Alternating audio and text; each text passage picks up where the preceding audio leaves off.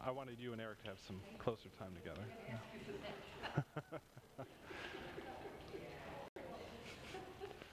Thank you. It's he's going to be on the panel, so okay, okay. Are we ready?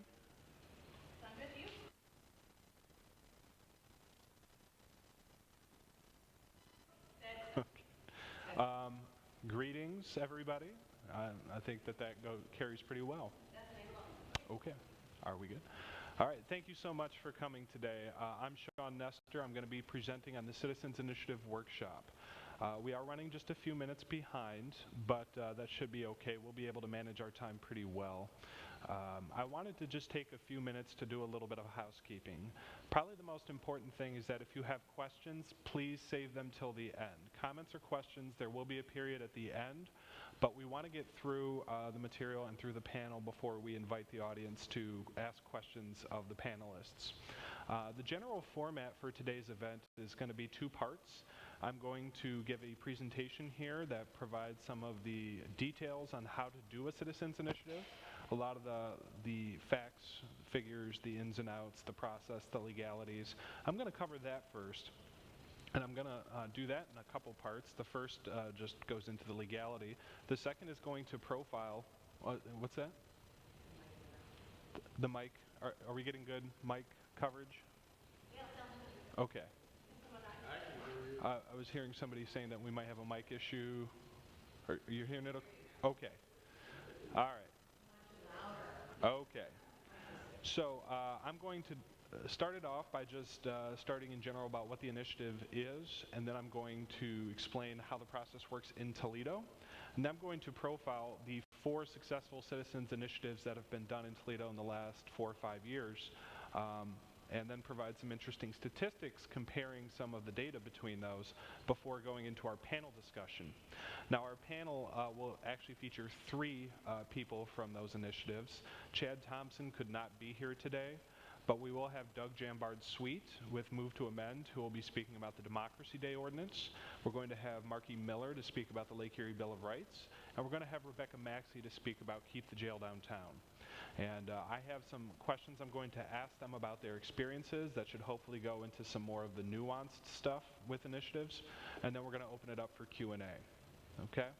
So just remember, please hold all comments or questions until the end. If you're worried about forgetting it, please try to write it down so that, come question time, you'll know what to answer. And if anybody comes in late, if somebody could take them aside and catch them up, that would be fantastic.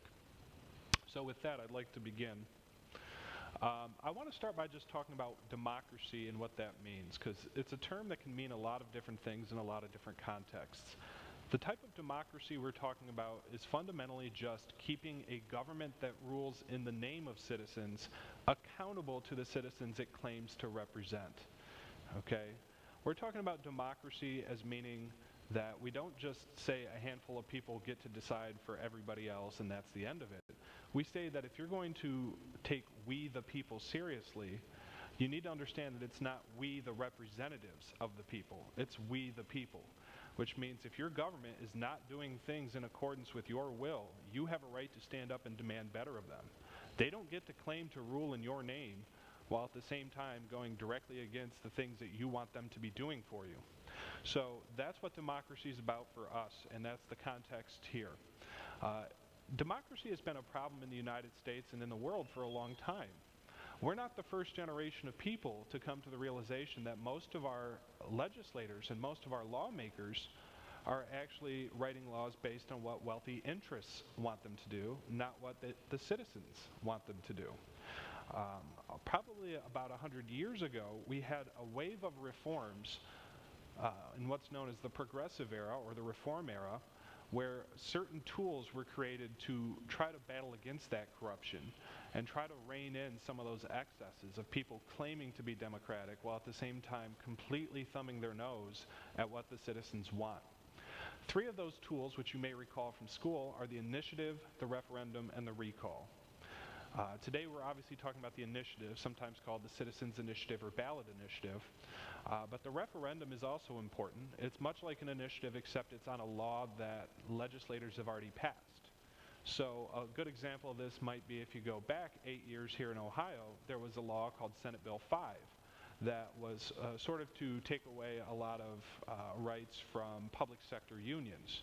And that law was passed by the Ohio General Assembly, and a number of citizen groups, organizations, and individual citizens came together, collected signatures, and they put a vote to the public, to all the citizens of Ohio that says, do you approve of this law? And when the vote came back, no, we don't, that law was taken off the books. That's an example of a referendum. Lawmakers made a law, the citizens didn't like it, they collected signatures, they got to vote on whether the citizens approve of it, and that determined whether the law was actually to be recognized or not. With the initiative, it actually starts with the citizens writing the law themselves. The lawmakers play a minimal role, if any at all. And of course, the recall is when signatures are collected to remove somebody who holds elected office. That's in case you have buyer's remorse, so to speak. You elect somebody to an office and you say, you elect somebody to office and you decide, we want them out and we need to put somebody else in, you can do the recall. Those three tools were largely innovated in the early part of the 20th century, 20th century in the early 1900s, because there was such rampant corruption and such a lack of accountability. And most of us take for granted that these tools are at our disposal, right? A lot of people don't know that they exist, much less how to invoke them or use them. My personal history with them is that I ran for office a couple times because I knew that there were a lot of things that I cared about and that a lot of my fellow citizens cared about, but yet our lawmakers weren't acting to do anything about it. So I started to explore this mythical initiative process, and I got involved with a couple groups that were interested in doing that. Those groups were Move to Amend and the Northwest Ohio chapter of Normal. Both of them were interested in passing a local law. Both of them collected signatures, and both of them got their issues on the ballot, and both were approved. I've since been involved with two other issues that were charter amendments where a similar thing took place. So I've had the privilege of being involved with 4 separate laws that were created by citizens for citizens and passed by citizens, and all 4 passed with landslide margins. So that spoke to me that it wasn't just my thought that, hey, most of my fellow citizens agree with this. That was tested, that was proven. So there's an organization called the Ballot Initiative Strategy Center. You can access their website at ballot.org, but they have this handy tool that just gives you a little bit of background. It might be a little hard to see, but you can see what states allow on a statewide level initiatives. So some will be, the dark purple says that citizens can initiate both statutory ordinances as well as constitutional amendments. Well, they're all kind of purple, right? The mid-purple says that you can initiate a regular ordinance but not a constitutional amendment. And then the light purple says that you can initiate a constitutional amendment only. So you can see the status of different states. Ohio is actually kind of alone here. So if you look at the states that are surrounded, we're actually unique, us in Michigan, in terms of what we allow statewide for people to collect signatures and initiate both constitutional amendments and standard ordinances. And that's on the statewide level. What we're going to be talking about today is about local level here in Toledo, which is a process that is enumerated in the Ohio Constitution and in the Toledo City Charter. So this is a little bit higher level, but the nuances of what we're going to do are talking about how to write one and do one in Toledo. So here's what the general process looks like. It's 12 steps, roughly. It starts with the citizens drafting their proposed law. Then they print their petitions, making sure that they're meeting all their legal requirements for what the petitions have to have.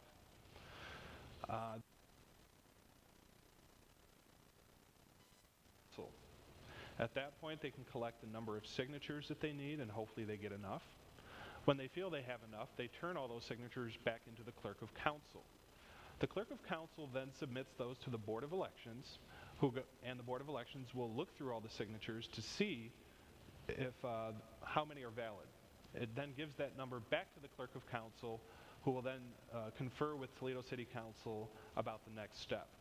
I have to be a little vague on step 8 because it depends on whether you're doing a statutory ordinance or a charter amendment, what kind of action City Council might take, but we'll explain that in a little bit.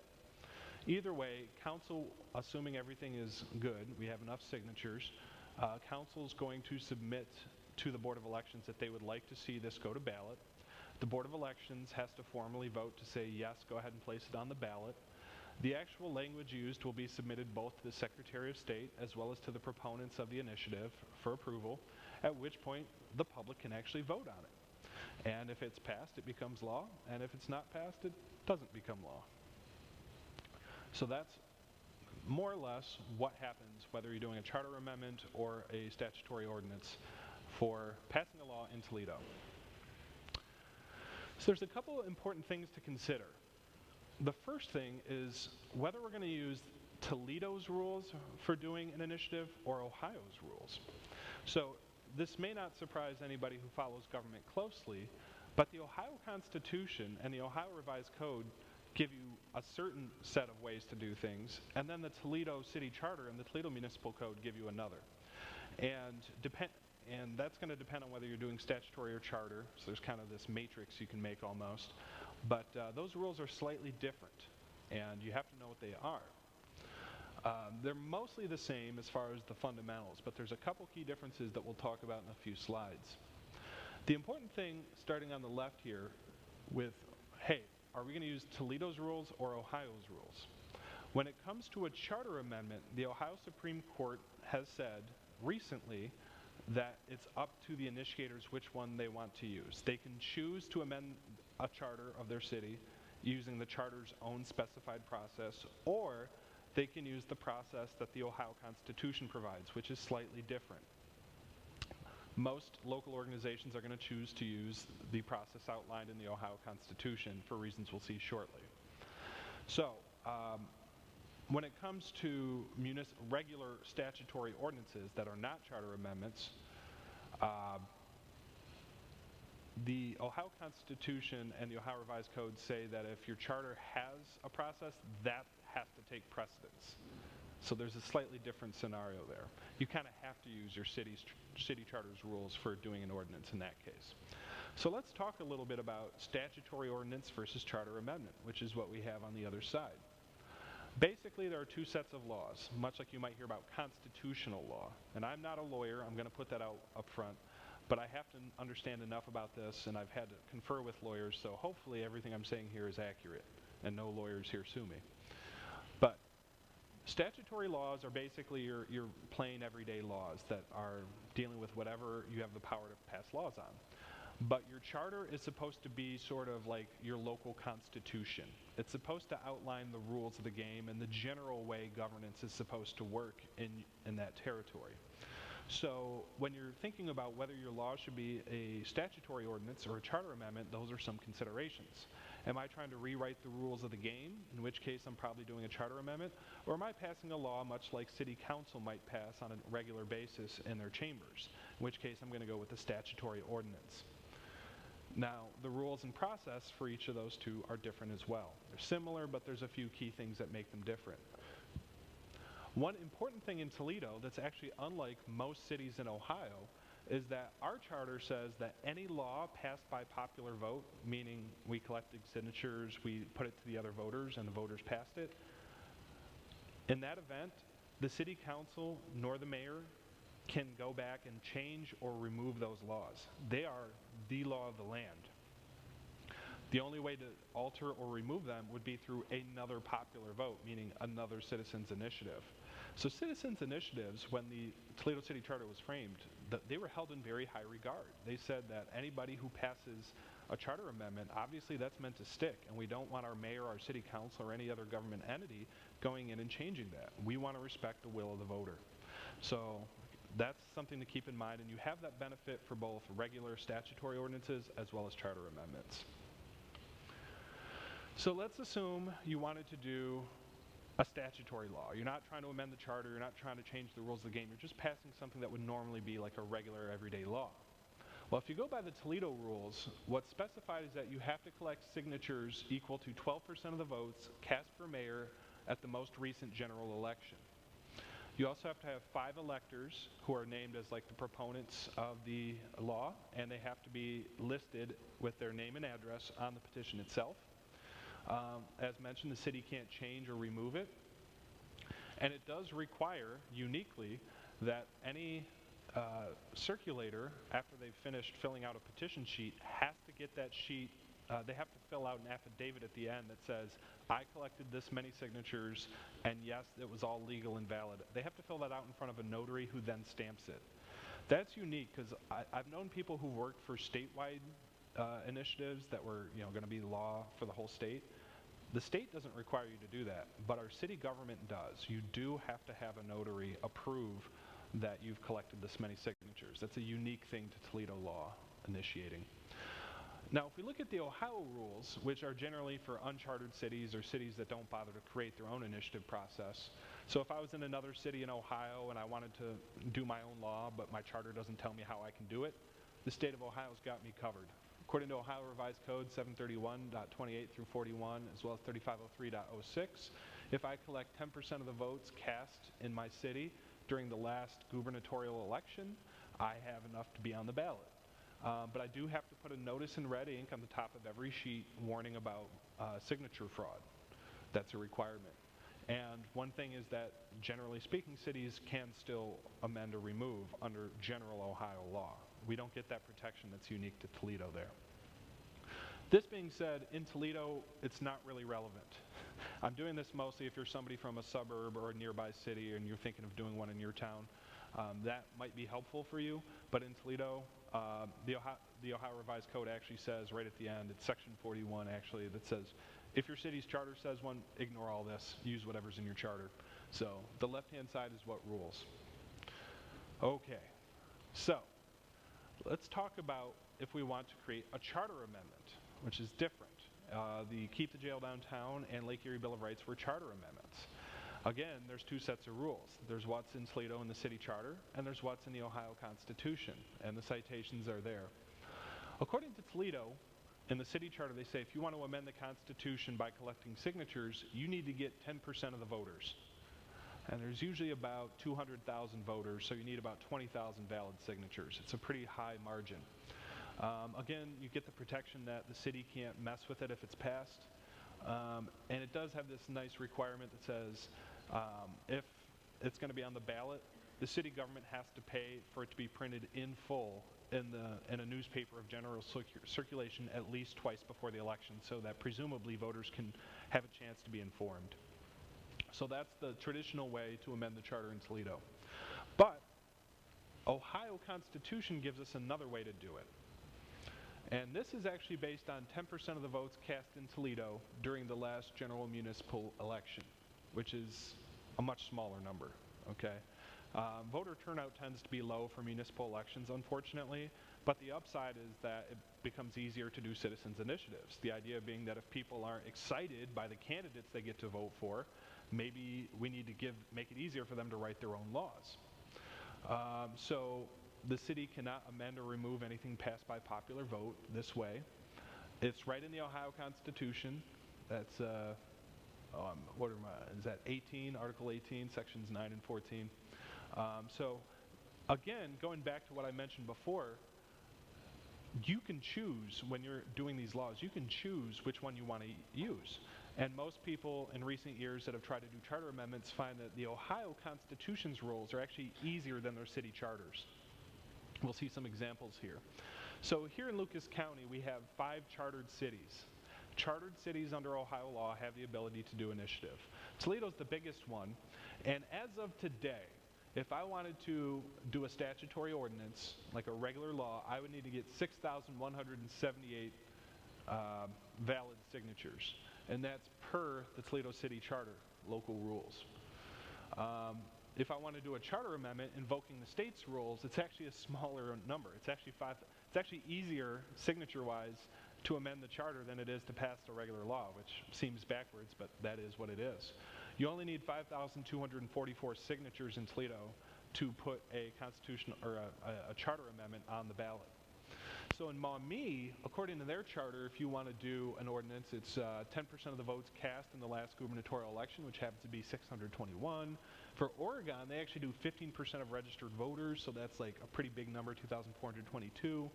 Sylvania and Waterville both do 10% of votes cast last general municipal election, which ends up being 507 and 153 respectively. If you look at the charter amendment, those are the numbers that you would need to amend the charter in Maumee, Oregon, Sylvania, and Waterville, and all of those are assuming state rules of 10% of votes cast in that city during the last election for governor. Okay, pretty nerdy stuff, but this is a really helpful shortcut if you're in one of those suburban communities and have thought about trying to change either your charter or adding a new law. So let's talk a little bit about challenges that we often face when going to the ballot. So let's talk about the two examples of sensible marijuana ordinance and Democracy Day. The process looked like this. Both groups got enough signatures and they went to Toledo City Council.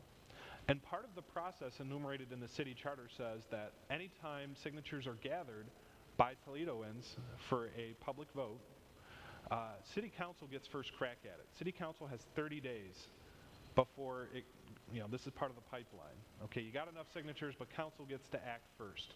Council looks at it and they can either say, looks good, passes the law, and it becomes the law. It doesn't even go to a popular vote. It's never happened as far as I know. Why are you laughing? They can also reject the law, in which case it goes right to ballot. That's what happened with the sensible marijuana ordinance. 11 of the 12 council people voted no, rejected it. Theresa Gabriel was the sole yes vote, and it wasn't enough, so it was considered rejected and went to voters. They can also ignore, which is what happened with move to amend. They took no action, they didn't vote on it. So after the 30-day period ran out, it defaulted to, okay, let's move it onto the ballot. They also have this option that they've never taken advantage of, which is they can say, I like this, I just want to tweak a few parts of it, so we're going to pass a modified version of it among ourselves and make that the law. They do have that ability, they've never exercised it in recent years. And there is a provision that says that if the original proponents of the law don't like the amendments, they can collect a certain number of signatures within 15 days and get the original version put to a public vote. So many little ins and outs there. But that's the process that was followed for both the sensible marijuana ordinance and Democracy Day. Now, let's talk about doing a charter amendment in Toledo. And remember, in this case, we're using the Ohio Constitution's rules. This is what was used for Lake Erie Bill of Rights and Keep the Jail Downtown.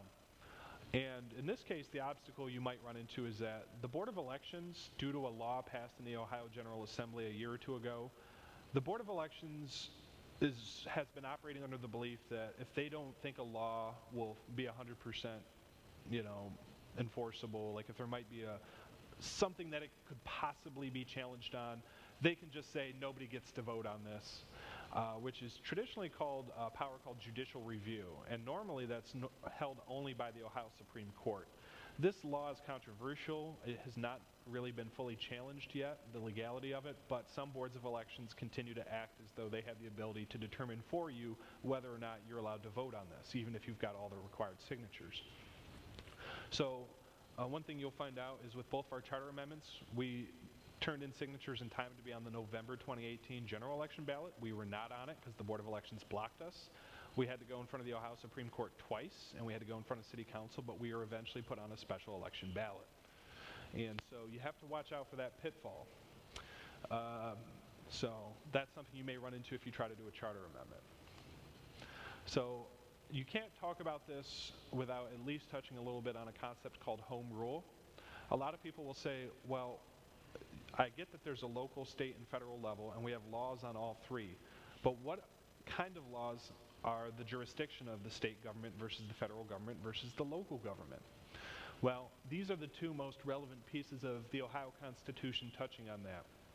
The powers of municipal corporations, and then their idea of home rule. So this is in the Ohio Constitution, and it basically says, and this has been debated in courts a lot, any municipality may frame and adopt or amend a charter for its government and may, subject to the provisions of Section 3, over on the left, exercise thereunder all powers of local self-government. The idea of what local self-government is, what its boundaries are, is debated to death. When Ohio, many years ago, tried to get Toledo City Council to get rid of all the red light cameras, The city fought them and won in the courts on a basis that they have home rule powers, and therefore they have local self-government and can pass their own law. And the court said that's accurate. But on the other hand, sometimes the state comes in and says the city can't do this, and they win. So it's almost a crapshoot. Home rule is a very controversial subject, but the general belief that we've labored under here with the initiatives that I've been involved in is as long as you're not directly contradicting state law, which is that last line, as are not in conflict with general laws, we assume that that means that you have the right to do it. That may or may not hold up in court, but we believe that locally, as long as there's not some explicit ban on the state level, give it a shot. Explore your powers of self-government. So that's a little bit about home rule, which we have to talk about just because that'll come up a lot. Can you really do this on the local level? One way to find out. So let's take a few minutes to talk about some of the recent initiatives here in Toledo. Give a capsule summary in case you're not familiar with them. Sensible Marijuana Ordinance. This was sponsored and organized primarily by Northwest Ohio Normal and a group called Sensible Toledo that emerged from that. It passed in 2015, although the organizing began in the early months of 2014. It decriminalized marijuana in Toledo by lowering all penalties for 200 grams or less to be fifth-degree minor misdemeanors. It also eliminated a section of code banning paraphernalia, and it attempted a number of other provisions that were later struck down in court. We did narrowly miss the signature submission deadline to be on the 2014 general election, so we were on the 2015 primary election, which was September 15th, 2015. As I mentioned, only one person on council voted for it. There was no organized opposition to it. There was no vote no on this campaign. Copies of the law have since been passed in over a dozen cities throughout Ohio, most recently Columbus and Cincinnati both. Not through the initiative process, but by the act of their city councils, have created copycat versions of this. And that started here in Toledo, which I think is pretty cool. Democracy Day was a statutory ordinance, and it was organized by Toledo Move to Amend. It passed in 2016, although the organizing for that began in the early months of 2014, much like Sensible Marijuana Ordinance. It establishes an annual public hearing every March the City of Toledo must hold, and it's on the subject of people's concerns over the influence of money on our electoral process and our government. And after each Democracy Day, whoever is the mayor has to send a letter by law to our representatives in Congress saying that the people of Toledo support an amendment to the U.S. Constitution saying that corporations are not people and political donations are not a free speech matter. They should be able to be regulated and capped to some degree. So, much like Sensible Marijuana Ordinance, this narrowly missed the deadline to be on the 2015 general election, so we ended up on the 2016 primary election, which was March 15th, 2016. There were some endorsements from labor unions and the Northwest Ohio AFL-CIO. Council took no action when it went before them. There was no organized opposition to it, and it's one of over a dozen, I think they're closing in on probably 2 dozen Democracy Day laws throughout Ohio that have been passed by various local Move to Amend chapters.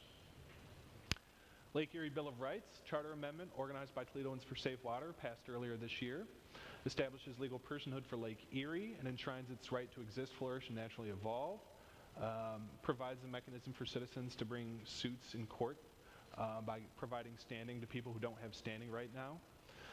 It was kept off the November ballot by the Board of Elections, so after some visits to the Ohio Supreme Court and an action by council, we were able to be on a special election ballot in February 26th.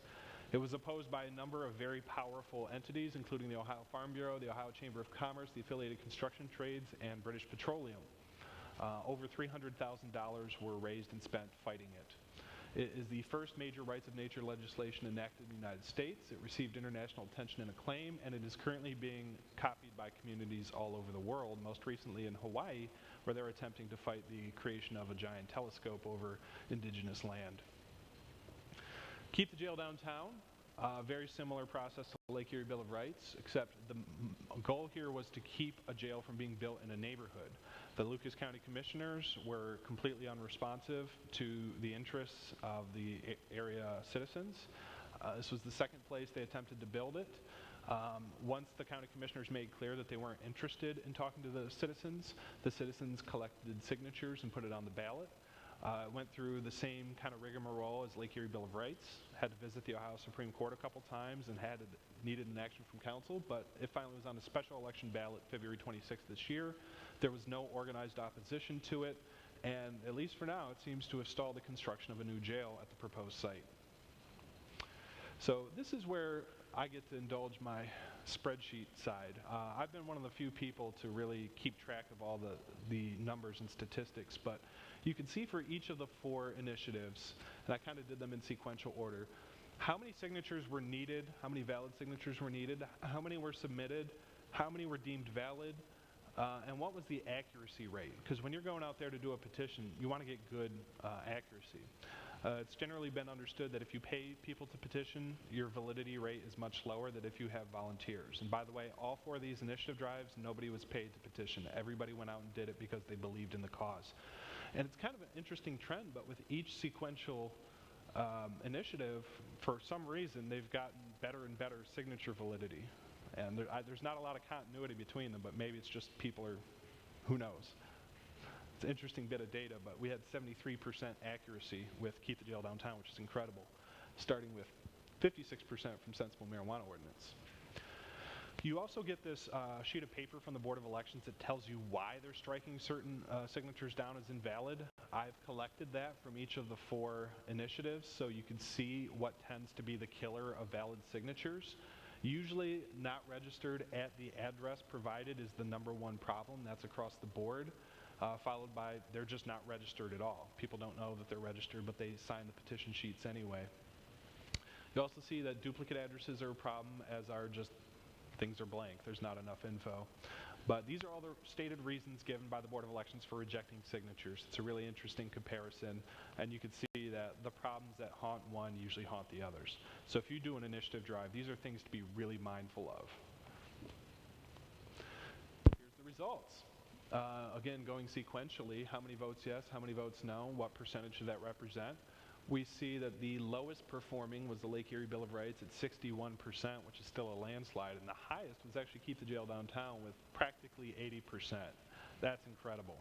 And I attribute the other 20% to an old saying from Robert Kennedy that says 20% of the people are against everything all of the time. So I think that explains the remainder. How much money was raised? These are small grassroots campaigns. Based on the campaign finance reports, this is how much each campaign raised to try to get out the word about itself and how much it ended up spending per vote. You can see that these aren't super expensive campaigns to run. Anywhere from 8 cents a vote to 77 cents. So, you don't need to be a millionaire to run these campaigns and win. That's a really important takeaway. So I'm going to go over a few general organizing tips for those of you who are thinking of doing an initiative. These are not based on quantifiable data. They're just some kind of subjective thoughts that I've pulled over the years. I find that before you begin, it's very important to have a core team of about half a dozen to a dozen people who are all in, who understand that it'll usually take about 2 years, start to finish, for your initiative. From the first meetings to the time it's passed, it's usually 2 to 3 years. That's a commitment. Now, it's not 2 or 3 years, 24/7, 365, but it's 2 or 3 years of regular meetings, communications, pounding the pavement, raising money, and getting the word out. So I strongly encourage that if you're thinking of doing a law, you get a team of at least half a dozen people who have some skills to bring to the table, who are committed to the cause, and understand what they're committing to. Wherever possible, it's great to do this from an organization. The Sensible Marijuana Ordinance was born out of an active chapter of the National Organization for the Reform of Marijuana Laws. They had a bank of a few dozen people that were actually already experienced with attempting some statewide marijuana petitions. So they were great. They dove right in. They didn't need a lot of training. But most importantly, there was a cohesive team of people that were ready to go. Similar with Move to Amend. There was a team of a dozen, 2 dozen people that were regularly meeting and committing to get this thing started, and that really helped it a lot. So when you're starting from scratch and you don't already have a group, it's a little bit tougher because you have to bond as you go, and that can be tricky. If at all possible, please have a lawyer write your initiative language or at least review it. That can be very hard. I've actually found that most lawyers simply don't know how to write law. That's not something they're normally taught to do. It's a very niche thing. And if you, like, go look in the phone book under lawyers and see if there's anybody who will, for a few $100 write a law for you. It doesn't really exist. Most of what you're going to be doing is taking an existing law and changing words in it. So you're going to modify existing law. You can take a stab at writing your own, but that's, I think there's a lot of risk with that because of how those might be interpreted by the courts if challenged. Using model laws that have been tested because they've been passed by other cities, preferably within your own state, is highly recommended. We did that with the Democracy Day Ordinance. So really try to work with an attorney if at all possible. The rule of thumb is that if you need 6,000 signatures, collect 12,000. Get twice as many as you need. You saw the validity rate on that table a little bit ago.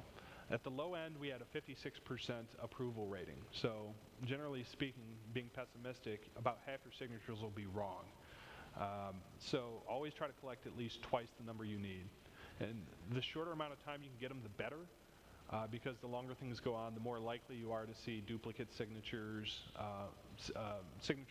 people move, so their signature becomes out of date. It's not helpful. Recognize that there are a lot of different commitment levels. You will have some volunteers that petition for you once or twice and that's it. And they'll get you 20, 30 signatures. And you might say, well, that's not a lot, but believe me, when you are trying to get every signature you can, it matters, because that's 20 or 30 you didn't have before. And sometimes these things skate by just a few signatures. You have to appreciate and respect that not every volunteer is going to go out and get 2,000 signatures. You have to thank those people and make sure they're happy and reward them with a lot of kudos and buy them a nice meal. But you got to treat your volunteers who get 5 signatures with a lot of respect too, because everybody's donating their time.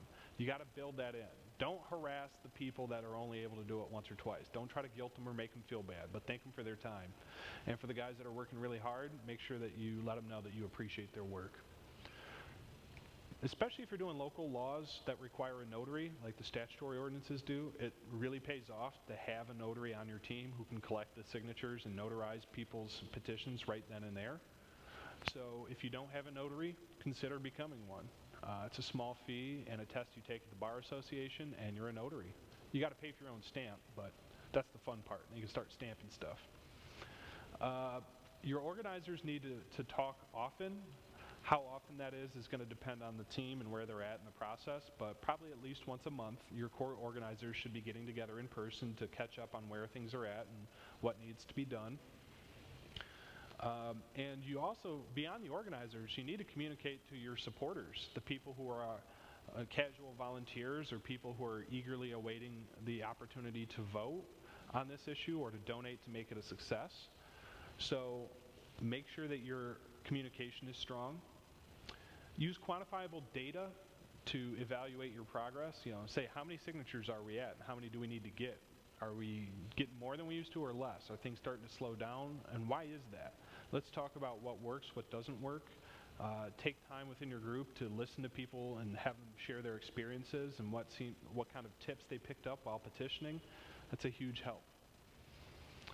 And then understand that there's 3 distinct phases to the initiative process. The first is collecting all the signatures. The second, assuming you have enough signatures, is making sure people know to vote yes on it and when, so the campaign phase. And then the third is following through, because once it's in law, there's no guarantee that it's going to be enforced. So you have to follow through and make sure that if it's challenged in court, you do the right press or you get the right lawyers involved to defend it, and you make sure that whatever your objective was with that law, that it's actually followed through with. So each one of those phases requires a dramatic shift in what your volunteers and what your core organizers do. It goes from where are we at with signatures and what events are we petitioning at to how are we raising money, do we have enough time to get yard signs ordered, and so on. It's shifting gears, and you have to be ready to shift and shift fast once those signatures are approved. So being able to move your group from doing one set of tasks to a whole other one, very challenging. I usually recommend that people do some low-level campaign work throughout the entire petition gathering process so that they're not stuck with trying to raise $10,000 in 30 days. but rather they've been gradually building up a war chest over time with the understanding that they'll need it later on, so you're not punishing yourself. So, with that, I want to invite my panelists up. This is going to start part two. Doug, Marky, Rebecca. So I have, if you guys just want to come right up and grab a seat, and I just want to take a few minutes to explain. Doug, you were involved with Move to Amend and did the Democracy Day Ordinance. Marky was involved with Toledoans for Safe Water and did the Lake Erie Bill of Rights. Rebecca, you were involved with Keep the Jail Downtown. Chad Thompson unfortunately could not be here today, so he will not be on the panel. But what I'm going to do is I'm going to have each of you kind of, and please use the microphone. So.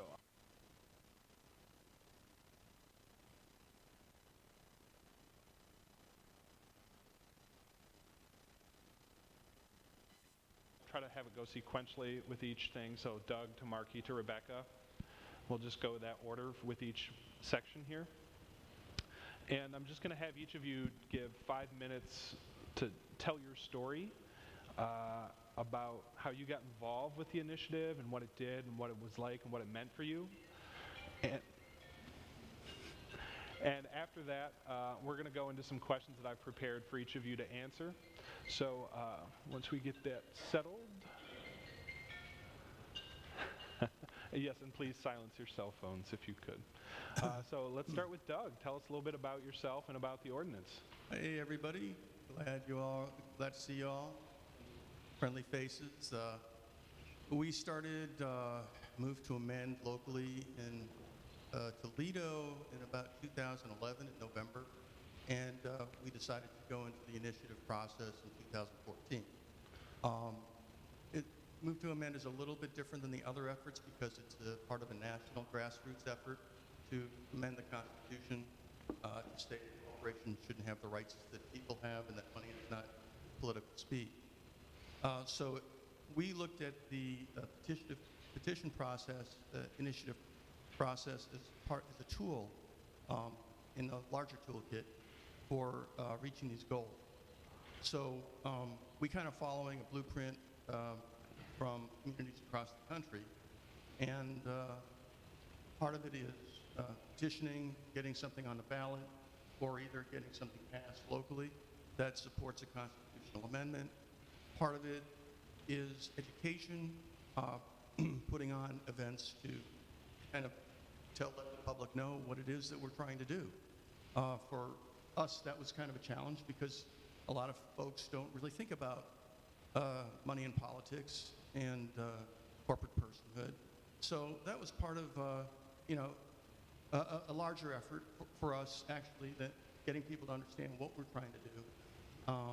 And then as far as grassroots goes, we wanted to connect with other social justice organizations in the area to show solidarity that basically, all injustice, all inequality is part of a larger systematic inequality that runs from corporate abuse of our political system down to racial injustice and all other sorts of systematic inequality.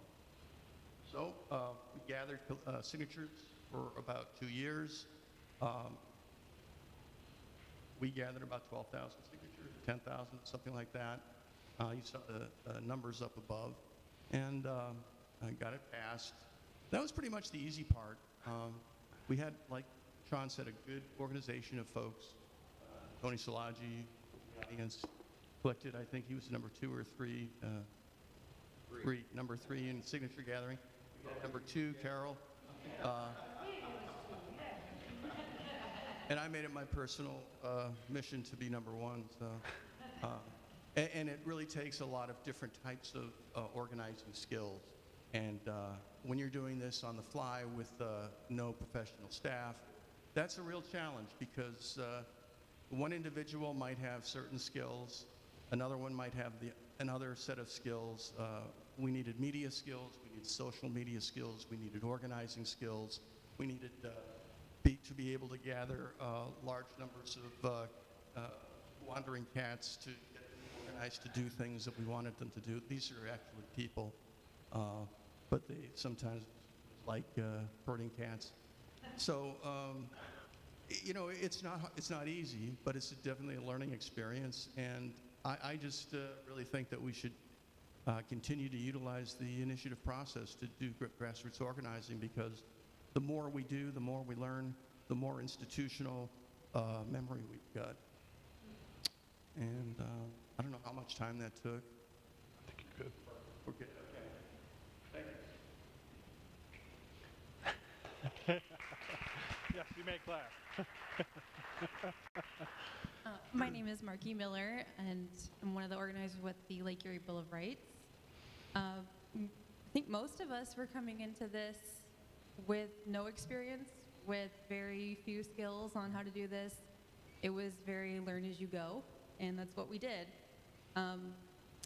Obviously, the water crisis was sort of the catalyst for having this done, and the theme was the gross amount of inaction at the local level, at the state level, and a lot of us just got together and said, well, what can we do? What do we want to do?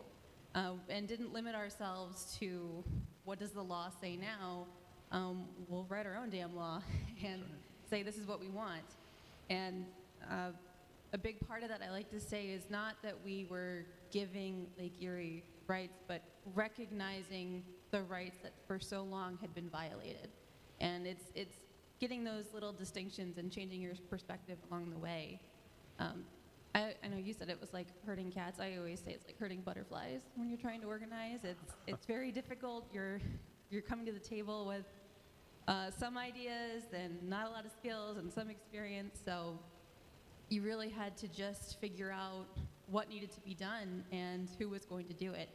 So it was a lot of moving out of our comfort zone, going to city meetings we never would have bothered to go to before, and just going out and talking to people. I know if anybody knew me before 2014, the very idea that I would be talking in front of a camera or even with a microphone was the most absurd thing you could have said to me. And that's what all of us went through, was we just have to do this. Nobody else is going to step in and do this. And that's why we have to. And it's what keeps you going.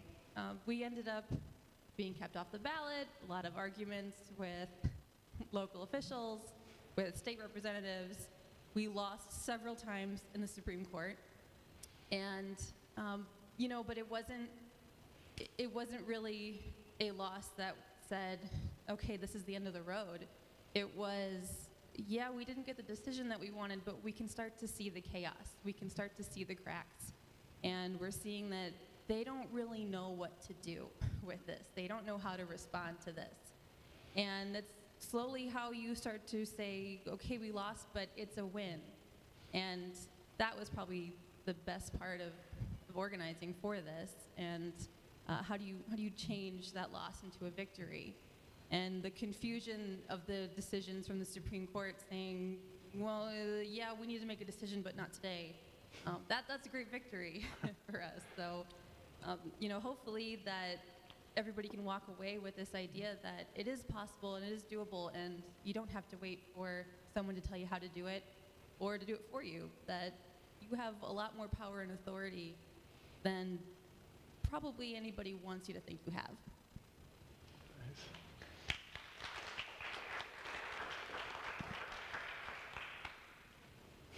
Okay, my name's Becky, and I'm not one that gets up and speaks in public forum by any means. Keep the microphone close if you could. Okay, so in February 1st, 2014, February 1st, 2018, it was announced that they were going to build a jail at Detroit and Alexis. And I was like, really? Really? Then I said, okay, we'll go to this next meeting that they were holding. And they were only holding that meeting because people on social media were outraged. So we go to this meeting, and I thought, well, I've read this and I've read that, and this doesn't look good.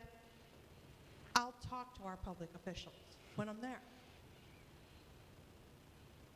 Well, that didn't go so well. They don't listen. let's get back to the democracy that Sean was talking about earlier. But while that was happening, there were things that were brewing.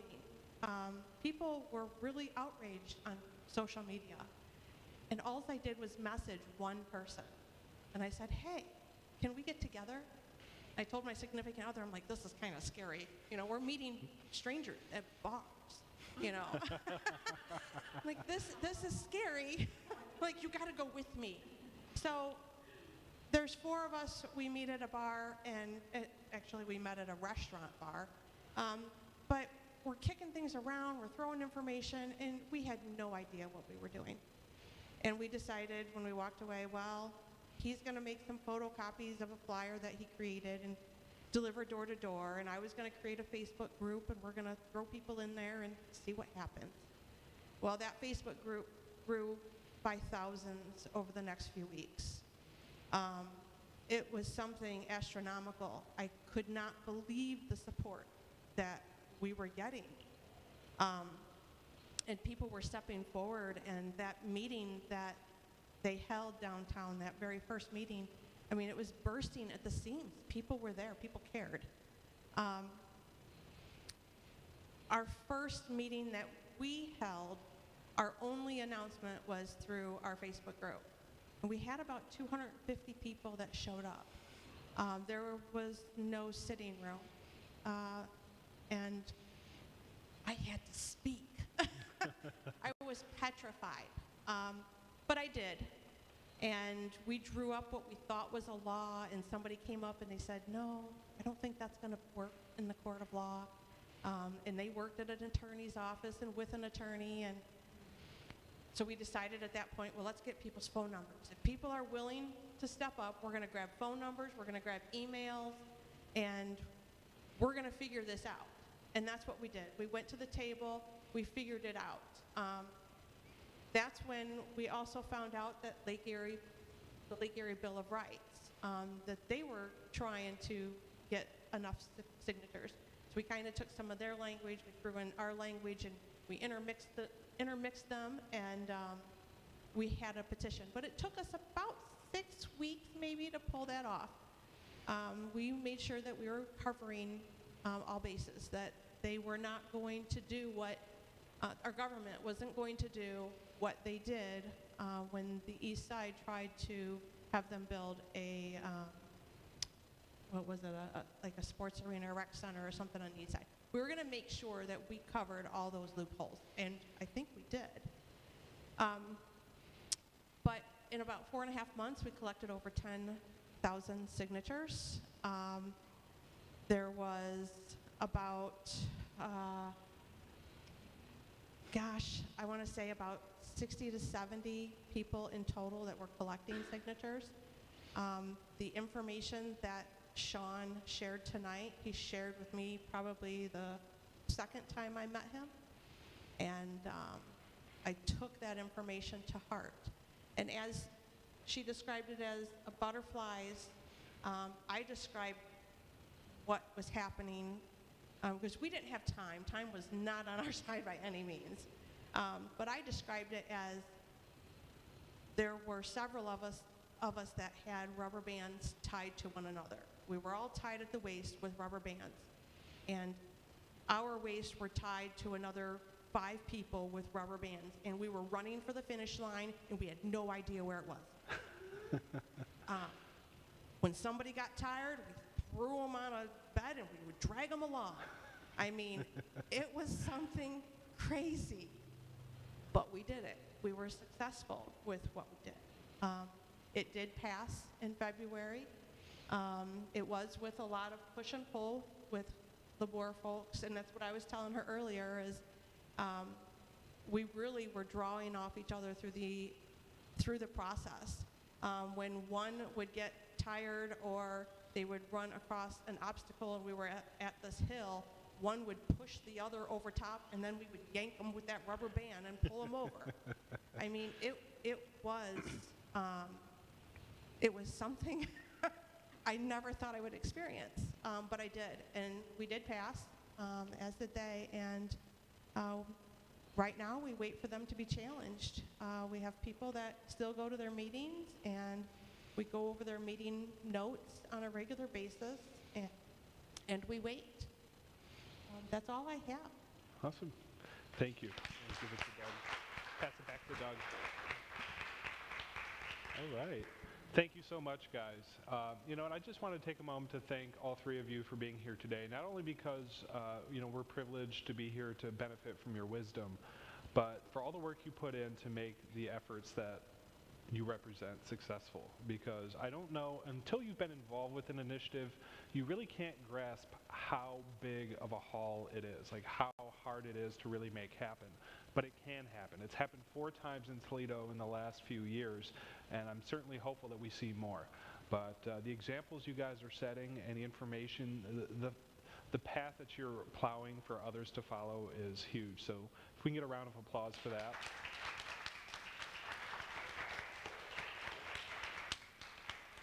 So I'm going to go into some questions I've prepared just about organizing, and if everybody could try to give like a minute or two answer for each of these, that'd be great. If there's a specific, you don't have to be long-winded. If it's short, go for it. But if you have an anecdote or something specific you want to share on it, feel free to elaborate. And we'll go Doug, Marky, Rebecca each time, and then when you're done, just pass it back to Doug. But I'm going to start with this question, which is, why did you use the initiative process instead of just asking Toledo City Council to pass the law? I mean, why go through all this trouble? Isn't it easier there's 12 council people, and you're talking about collecting 10,000, 12,000 signatures? That's a lot more people to talk to. Why is that somehow easier than just going to council? I spent about 2 years sitting at bars with Steve Steele trying to get someone to get this onto the council agenda. And I just kept getting led along by the nose until we figured out that they weren't going to do it. And, that's what happens is you get a lot of political promises. Politicians are great about, this. Nowadays, everybody's talking about global warming and fixing the banks. And, let's just see if that all happens. But probably what's going to need to happen for anything to get done, if it's not being done for reasons of corruption or greed, is that the people have to step up and start an initiative. Right. It's well worth it. That's all I've got. Nice. I don't think we ever even considered for a minute going to city council. We just jumped right in with the charter amendment, and for no real reason other than we wanted to support community rights and taking it to the ballot, giving the community a voice. Didn't seem right to me to go to 12 people and hope that they are adequately representing, their districts and their communities. But I will say, as the campaign went on and as the signature collection process went on, I never had any regrets about not going to city council. I think that was an obstacle that we had to get through. And I am all in favor of only doing the initiative process. Okay.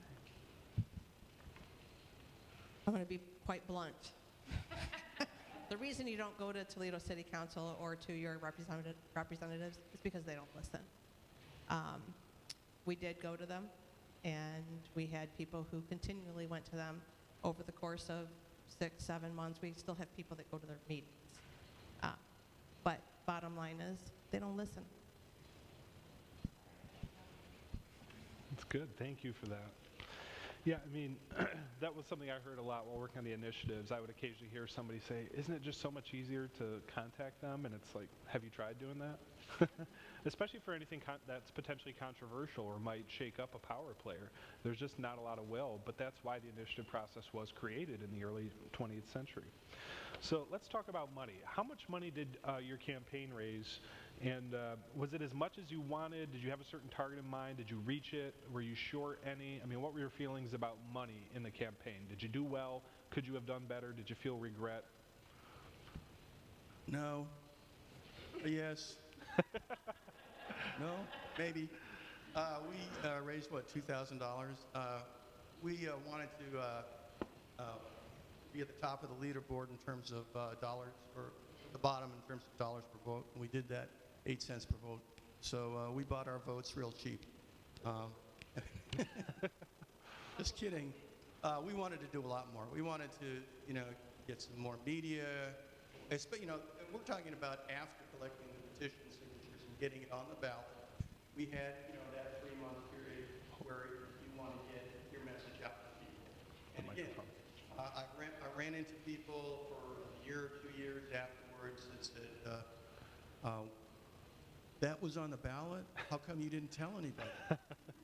Well, we don't have big budgets, and we were relying on friends and relatives to help us out. So we were able to get some mailers and some, I don't know if we even got any yard signs out, honestly. I don't think we did. So it's tough, and it's tough when you don't have any endorsers.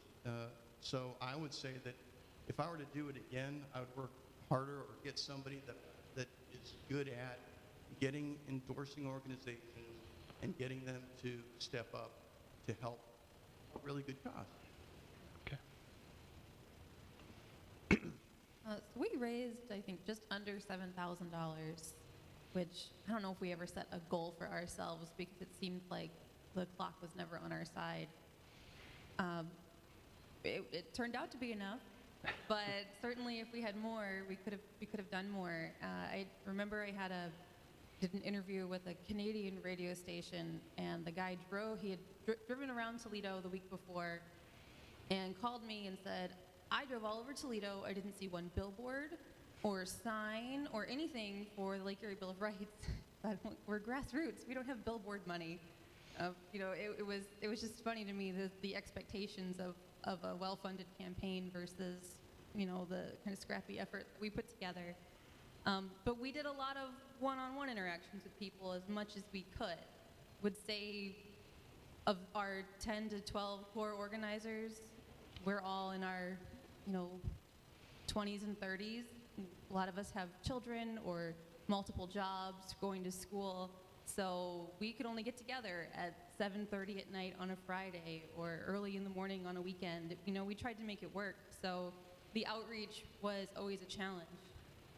But it's always rewarding to think that we spent less than $6,000 on our entire campaign, and we beat a $300,000 initiative against us. So take that. You never know. We never know what it's going to turn out to be. And I think we had a lot of press, and we got a lot of national and international attention close to the campaign, and that helped reduce some of our need to do a lot of campaigning and fundraising and outreach because people were getting that information elsewhere. But one of our organizers made a map of Lake Erie that she designed and printed, and for like $25 donations, we were mailing maps out to people for as much as we had. So we found little ways to make money here and there, including just us passing the hat and collecting $5 to $20 from each person. So. Okay, we raised about $10,000, and we had to get creative. We did need to pay for an attorney, which was quite a bit of that cost. But some of the things that we had done, we learned early on, people kind of want something when they donate more than what you're doing. And one of the things that we did was we basically said, hey, for a $20 donation, I think what it was, a $20 donation, we will put a sign in your yard. And that actually got us a lot of donations. Another thing that we did was we held a meet and greet at a restaurant. People could come, they could discuss any concerns, any questions, they could talk with us. And that was pretty successful. The biggest one, though, was when we just basically put out there that we needed money to hire an attorney. And people donated. Like I said, it was astronomical, the sheer number of people that simply supported us. It did, I believe, help that we had weekly meetings. And I strived for a group effort. There was no one leader. If it was a small dollar amount and we needed to spend something and we couldn't take it to a meeting, as long as it was a small dollar amount, we would go ahead and we would do that, the 4 of us or so that were in regular contact. But if we were spending, we actually, I think it was $50 that we kind of put the cap on. If it was more than $50, we had to take it to a meeting. We had to discuss it in a meeting. We had to be open and honest, and basically we had to be black and white. The county wasn't, we needed to be. And that gained trust to where people felt comfortable to give us money. Let's see. Oh, about the expectations. We exceeded all expectations for money every time. We always went in with very low expectations, and we always walked away very, very happy. In the very end, though, we were kind of hoping for a few $1,000s more than what we actually had. It's February. It is really hard to do door-to-door in February. It's Right. cold outside.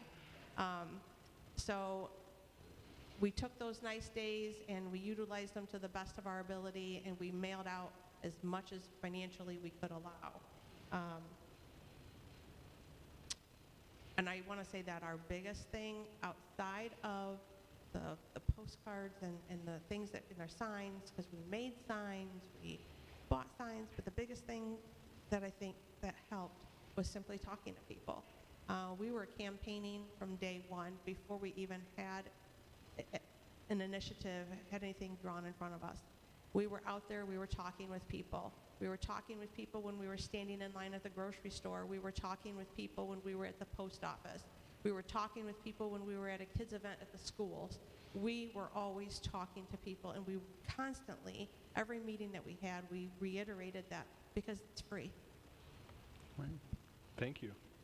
And you know, that's the thing about, that's really one of the most phenomenal things about these initiatives is, I think if you talk to people who are more engaged in politics, there's this perception that, well, if you want to do an initiative, well, you got to raise, $50,000, or if you're going to run for office, you need all this money. Politics is very much seen as a transactional thing where you literally have to buy some kind of access that's nebulous. So in each of these initiatives, where there's a few $1,000s raised, and yet, and in one case, a tremendous amount of overspending against you, and you still win in a landslide. I think that speaks something about the merits of those laws, and that they didn't need a lot of money to convince people otherwise. People just read it and said yes or no. So my next question is, obviously with the fact that none of the campaigns had a ton of money, what was your method? How did you get the word out? I know some of you touched on that already, but was it really enough just to talk to some people or to count on what people saw when they walked into the ballot box? What was your method for getting people to vote yes and to know that the election was happening? Sean, I'm glad you asked that. Because we kind of put some thought into this question, because we did not have a lot of money, so that we had to use our resources smartly. So we did have enough money to, I think, print out about 10,000 door envelopes, so that we could, in the 2 months that we had before the election, let people know that this was going to be number 1 on the ballot, and that we wanted them to vote for it, obviously. So we looked at, and analytically looked at, and Sean helped with this, all of the precincts and which ones had the highest turnout percentage-wise, which ranged from 1% in some precincts up to 15 or 18% in other precincts. And then we decided, okay, which ones are going to be more likely to vote for something like getting money out of politics. So we kind of ruled out some areas in Sylvania, or, because there's just so many people who like money in politics. So we thought, we're going to make a little educated guess about where people would be, more supportive of this. And of course, Sylvania wasn't in Toledo. That's another reason why we didn't go to Sylvania, the Toledo initiative. But so we did actually pick and choose where we were going to go door to door, because also we had to pick our days too, because there were some nasty days in February and first 2 weeks of March. So that's what we did. And I think we got about 6,000 doors knocked on. And I think that helped. Yeah.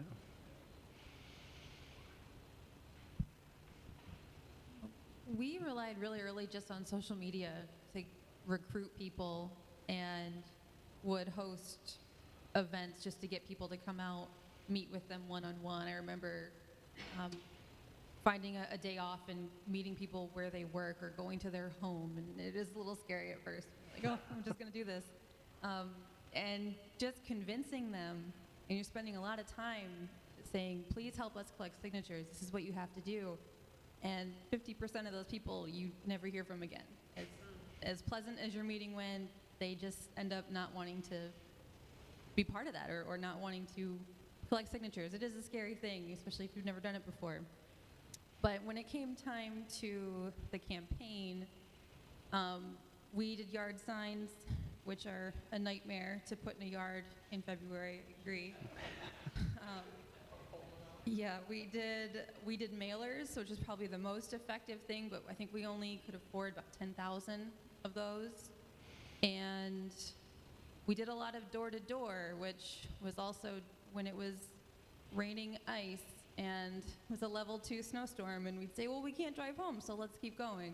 And just knocking on doors and leaving materials behind and trying to answer questions. And we did the same thing. We didn't have a lot of time, but we decided, okay, let's focus on Point Place first because they're probably going to have the strongest connection to Lake Erie and, you know, are seeing these problems on a daily basis rather than sort of hearing about them like other parts of Toledo. So you just had to pick and choose and try everything that you could. If you couldn't go door to door that day, then we asked every organizer to try to get all your friends to go and vote. Try to educate the people that you know first and get that conversation going. And a lot of times people would see us walking around and go, wow, they're either paying you a ton of money or you're really dedicated because you're out here. So it was a great way to tell people, no, we're all volunteers. We're doing this because it's important, because it matters, because we've worked so hard to get to this point. So it does help with your credibility, too, I think, to endure those horrible, horrible conditions. But, you know, social media was the best tool that we had. And on Election Day, I remember seeing, I was out really early, and I was seeing a lot of older voters. And I thought, oh, no, you know, we're not available during the day as much. We can't communicate with people who aren't on Facebook all the time. And what I heard almost every time was, well, my daughter told me about this. My grandson told me about this. And I remember when Lake Erie was dead in the 60s, and I can't believe this is happening again. So seeing kind of that connection kind of pass through people without us really asking for that to happen was really cool. And I started already touching base. We utilized the news stations like there was no tomorrow. And because of my nervousness in front of people, I had somebody that was willing to get in front of the news cameras anytime, and I was willing to allow her to do what she wanted to do. But we utilized them at every aspect that we could. We made very large signs. We bought yard signs. We mailed out postcards, and we did radio ads. But most importantly, as Marky was touching on too, speaking with people on a regular basis. A family backyard barbecue isn't too small. You always have to be talking to an audience. That's all I can. Right. Awesome. Yeah, it sounds like some of the common themes I'm hearing is that there's maybe some targeted mailings, trying to figure out where you're going to get the best bang for your buck and doing that. Leveraging media. Oh, yeah, you got one of the examples there. Leveraging the media as much as possible to get a little bit of extra coverage, and then just a lot of face-to-face, door-to-door, you know, getting the word out through the community, which is bread and butter stuff in politics that you guys really stepped up to do. Yeah. So how did, let's talk about endorsements. So, you know, usually when you do an issue campaign, which each of these was, you're trying to it helps if you get some organizations to endorse it, either to get you some money or to at least get some, like, hey, they endorse it, so it's good. So what kind of endorsements did you get? How important did you feel those were to the campaign?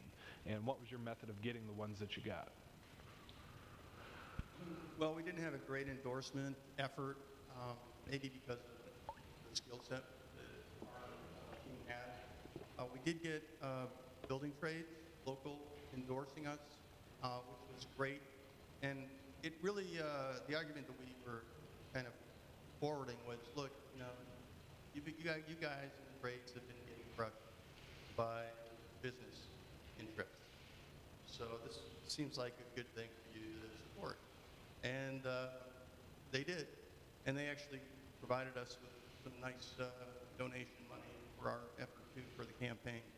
We also looked at some other organizations, Jobs with Justice, and the local Green Party endorsed us.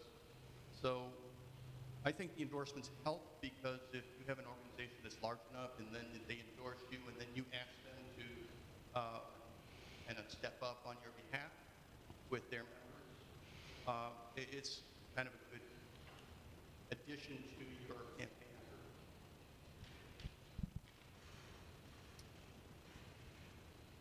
effort. I don't know if we had a real organized push to get endorsements. We talked about it back and forth, but at the end of the day, it seemed more like a luxury to go out and get those. If we could get them, great. But I think most of our time was either getting signatures or getting people up to vote, and that was our biggest pushes. So we did have some, but I think you're right that if you get the endorsement, that's awesome, but it has to come with some kind of follow-up action on that group's part. Like, are they going to send something out to their membership or to their group, or are they giving you a donation? Are they, supporting you in a more visible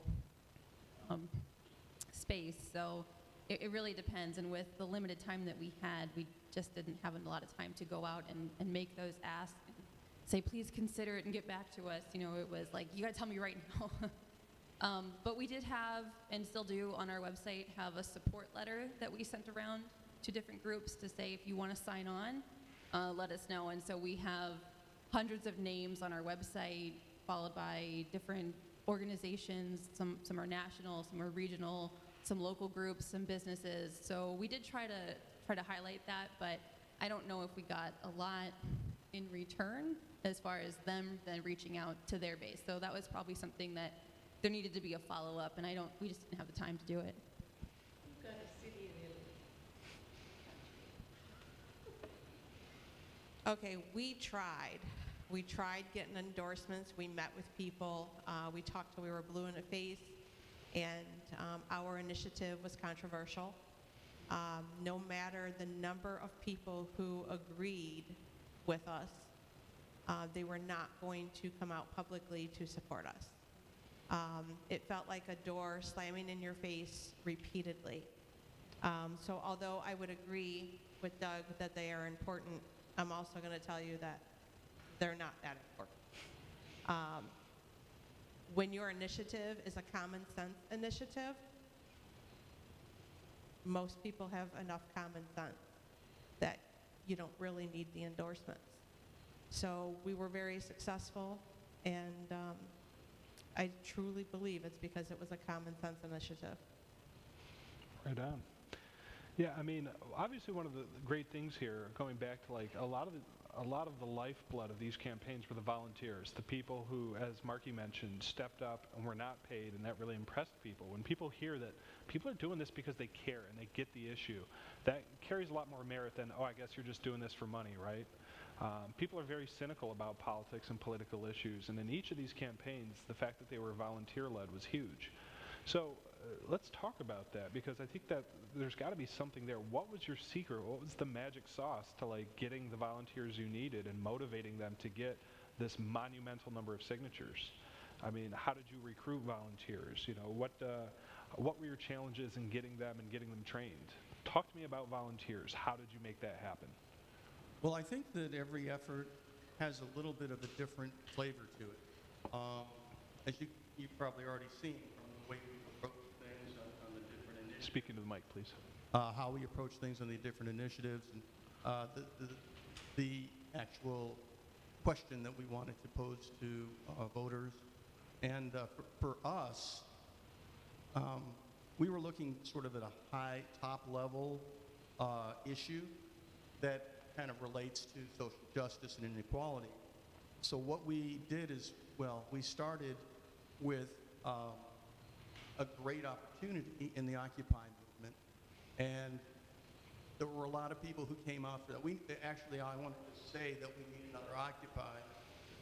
Any day now, it would be great to have them every 5 years, but it definitely is time. There's just so much of the global warming with the military-industrial complex, with a prison-industrial complex, with the banking industry, basically predatory banking. I mean, all of this is happening to us, and it's time, and I think it will be time soon when there will be another rising of the people. We see it all over the world, and it's going to happen again here. That's a great time to strike with the iron, while it's hot, and get people excited about doing something. That was our approach to things. And when Occupy kind of got shut down, we said, well, what was the issue? I mean, people were saying, Occupy didn't have any demand. Occupy didn't, know what it wanted. It just wanted to sit and do no work, or it wanted free everything. That wasn't really what Occupy was about. In my mind, I think a lot of people shared that with me, it was about the corporate abuse of our system. So it was easy to make that argument to all the people that we met and we were interacting with when that was happening. So we took the opportunity, formed Movement to Amend, and did something locally to make a statement that we get money out of politics.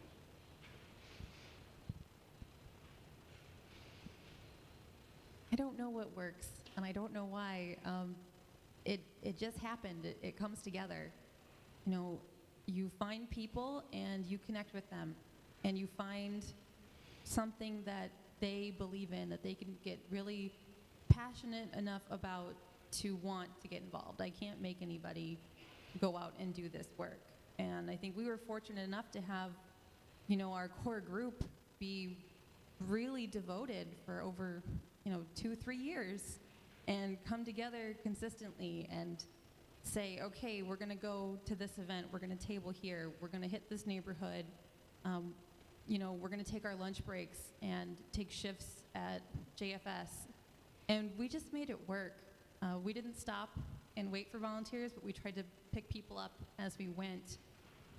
We held trainings, but again, those were probably more time put into getting people trained than people were actually willing to go out and do stuff. But I think too, when people turn signatures into you and they see how grateful you are, that makes them want to go out and do it again. I remember this one couple from Advocates for Clean Lake Erie. They hated collecting signatures, but they gave me 400, and I cried. And they were like, we're going to go do this again because we saw this emotional response from you, and it really touched us. That, and because this is very emotional work, and you're putting so much into it, and you're trying not to expect a lot from other people who don't have the resources and the time to get involved, but it's just a constant ask. And like Sean said earlier, it doesn't matter if you collect 1 signature or 2,000, the gratitude has to be there. Well, our first meeting, like I said earlier, was just simply a Facebook post, an announcement we were having a meeting. After that, shortly after that, we started doing weekly meetings. Same place, same time, every week. And I will say that was a little bit exhausting. But it was a very rare day that I did not attend. And if I did not attend, I knew other people were. One of the things that Sean did say early on is life happens. no matter what you're doing with your campaign, life is going to happen. And when it does, you want to make sure that you are in a situation to where the rest of the group is continuing without you. And that was something that happened in our group. I mean, we had somebody with a spouse in the hospital. Somebody else was off because they hurt a leg. I mean, it just, life happened. And like I said, it was like, just threw somebody on a bed and we just carried them out with us. It was crazy. But one of the big things that I think helped us early on is we gathered phone numbers and email addresses at that very first meeting.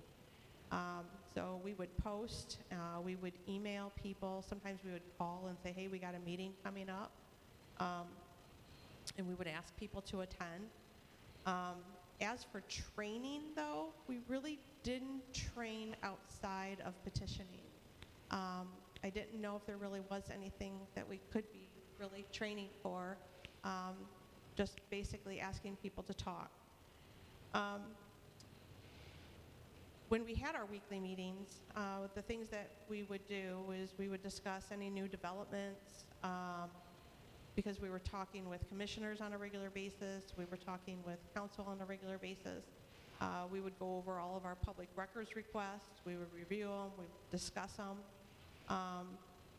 And our biggest challenge, despite all that, was communication, because sometimes you don't have the same people coming at every meeting. So it was trying to pick up where you left off, but yet you're filling in the blanks. And some of our core people, Joyce actually, she would send out an email every week. She was really religious at it. She would take notes in our meeting and she would just send them out to everybody that was on the email list. And that tried to help bring everybody to the same page as much as possible. So even though we thought we were good at communication, sometimes I felt like we weren't, because we didn't know who was opening up the email, who was reading emails, who was going to attend next time. And when people walked through the door, we didn't know what they knew, what they didn't know yet. So that was also our biggest challenge. Gotcha.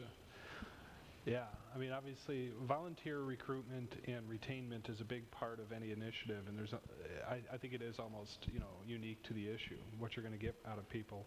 So dovetailing on that, let's talk a little about internal organization. So you have that, I think in every case, I think this kind of generally evolves naturally, whether you create it or not, but you're going to have a core group of half a dozen people that end up kind of meeting regularly to check on things, make sure things are moving forward. What was your method for doing that? Like, how were you organized internally, and did that work well? Were there things you would change about it? What was the internal structure of your group like? Well, my opinion is that we were a little too top-down. And I think that it would be nice if it was a little more, less hierarchical as far as organization goes, but if someone feels like they have to take, the reins, then I guess it'll get done that way. It'll get done, different ways with different groups. Essentially, when we looked at what we needed to do, we kind of tried to figure out what the roles were that we needed to accomplish. We needed volunteer organizers. We needed people to go out and do social media. We need people to get endorsements. We need the actual petitioners to go out and get the signatures. We needed to raise money. So what we tried to do was get different individuals to commit to doing those different roles. And, with a small grassroots effort, it's, more or less successful. So we did get the roles filled. We did have people step up. Some people had to take multiple roles on. But I guess, better organizers, better results, and, you learn by doing. I would say we had a similar experience where we would try to assign people to a certain task of either recruiting volunteers, training volunteers, or calling people when there was an action or an event coming up, trying to get, shifts taken. But it really would depend. Somebody might sign up, but then they can't do it. So you have to be willing to shift responsibility around fairly quickly. We would usually have at least one person sort of in charge of leading the meeting, going through the agenda. You have to be able to cut people off. As difficult as that is in the beginning, it's kind of crucial. And for the most part, our meetings were limited to organizers. We tried a couple times to do public meetings, and we wouldn't really get a lot of people to come out. And if we had one new person, then we had to spend an hour catching them up on, from square one. So it really became a little inefficient for us to do that, where we would have separate public meetings from organizer meetings, and just try to make that work, which is why the one-on-one was so important for us. But consensus was always desired, but often we went with the majority. What did people want to do? We'd try to take a vote, and that became a little more crucial in the campaign time on deciding how to spend our money. But initially with organizing, it was just getting signatures, and that was the main thing. You didn't want to come to a meeting empty-handed, so either come with 2 new people who collected or a boatload of petitions. So. Okay, for us, there was probably about 4 of us that we were in constant communication. When you mentioned earlier, I think you said monthly, we were talking every day, sometimes a dozen times a day. Sometimes I would have to turn my phone off. But there was about a dozen, maybe a few more, that were involved on a regular weekly basis. Most of those were involved several times a week, actually, because they were out collecting signatures and or doing whatever it was that needed to be done. Then we had probably about 60 to 70 in total that participated in some form. And a lot of those were, they would take a petition and they'd say, I'm not going to go door to door, but I'll take it to my father-in-law. And I said, great. We will take whatever we can get and take it to the next barbecue. And they did. And in the end, there was probably over 3,000 signatures alone from people that we only saw once or twice in the course of that year. Well, not year, it was 6 months or something. But I did say earlier, small to no cost. If it was a decision that had to be made right now, we just made the decision and we rolled with it, especially if we all agreed on it. But if there were costs involved, like I said, we were very, very cautious when it came to money, because this wasn't our personal money. This was a group's funds. And so we wanted to make sure that we held it to a very high standard. When I walked into those meetings, it became kind of a joke. I'm like, yeah, let's do circle time, because we literally would push tables together and all sit around, like a round table, because we were discussing as a group. There was no hierarchy. Everything was done as a group effort. And again, it revolved around trust. One of the other things that we did do, though, is we did a Google phone number. That is free, and you can set up that phone number to route to multiple people. So 3 or 4 of us, our phones would all ring at the same time. If I was working, because I have a job, and somebody else was not working, they could pick up the phone. And they answered the call and they took care of it, and then they would send out a text, hey, I took that call. Then we had somebody else that was taking those voicemails, and when a voicemail came in, she would send out a mass text to all of us that our phones were ringing and we didn't answer for whatever reason. And that phone number was shared with the general public. I was a little skeptical at first. I was afraid of midnight phone calls and so forth. I do have a day job. But we did not have any of that, none. And the calls were actually quite minimal. But they did come in, and sometimes we actually got donations. They said, where do I mail a donation? I couldn't find your address, but I got your phone number. I mean, that was pretty awesome. But I'm going to reiterate something that these guys have said. Do not underestimate the power of social media. We would not have come to be what we were without it. Okay, thank you so much. So I'm going to ask a broad question, just answer it how you want. What was your experience like with media, either doing press conferences, press releases, or dealing with their coverage of your issue? Go. Wow, that's fast. I had a pretty good media experience. Well, obviously, social media, which we already talked about, but I did, it takes some courage. But somebody's got to step up and go to Jerry Anderson, go to Chris Conklin and say, hey, I've got this thing going on. I think it's important. I think people would like to hear about it. And they actually invite you on the show. And then all you have to do is answer questions. And so that happened. And then I even got on one major radio station, which would not think would be very conducive to the message that I wanted to express.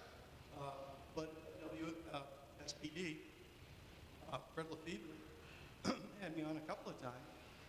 And, it's really interesting, but if you think about all the things that divide us and all the things that connect us, it's really something that there's more that really connects us.